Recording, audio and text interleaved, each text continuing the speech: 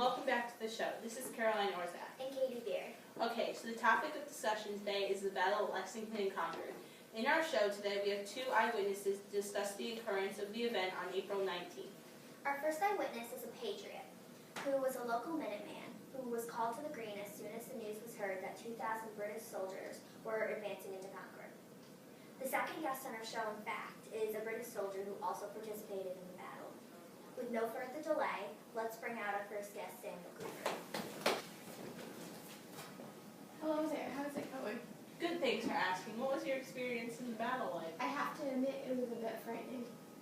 I never expected 2,000 British soldiers would arrive in Boston. I was terrified when I heard the first shot. I was surprised that they fired against the colonists. All I saw were my best friends falling to the ground, and in an instant I fled into a hiding so my life would not be taken as well. So are you saying the Redcoats fired first? Indeed I am. I heard the firing come from their side because of their actions. Many patriots fled awkwardly and depressed. We simply wanted to make an agreement with the British to show that Lexington was our land. We worked very hard to make it our place that we could call home. And wanted to keep it. For that reason, the British decided to request for peace, and as a result, fired the first shot. That's interesting. Thank you for your perspective, Mr. Cooper. You're welcome. I'm glad I could help. All right, let's welcome our next guest, John Jonas, who came all the way from England to be on the show today.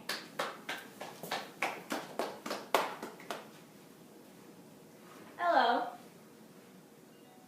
It's so weird to be back in America and not marching in a line and not having to watch my back for attackers. It must be. What are your thoughts on what went down that day? Who really did it? I figured something like that would probably happen between the English and the Americans. We were trying to have the English customs sustained within the American colonies. I guess many realized that at one point or another, the American militia would stick up for their own belief.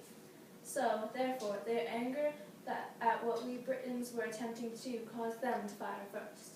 So what you're saying is that Cooper was lying? Yes, indeed he was. I am positive that the English would never do something like that foolish to end somebody's life, as we are a highly trained professional army. We are never intending to harm. We only shoot when it is self-defense. So what do you think is going to happen with the relationship between your country and the Americans? I think all conflicts will resolve. The Americans will eventually realize that the British customs are the way to go. We have the best army and we're the most powerful countries in the world. Who wouldn't want to be British?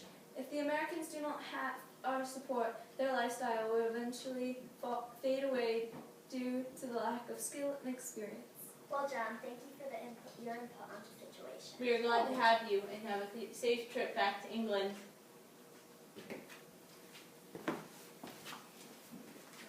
Let's get Samuel back out here one more time to hear his final input after hearing what Mr. Jonas has to say. Coming out, Mr. Cooper. Thank you for having me come out one last time before I leave. It was definitely the British who shot the first shot. I am absolutely positive. Although I have to disagree with what John said about the future of the Americans. The American habits are here to stay, and we will gain our independence and become free eventually. And until that day comes, where we succeed, every American will be working hard to make our dreams come true. Once again, thank you so much and best wishes to you. No problem, Caroline. Well, Caroline, that's a wrap to the History's Mysteries segment.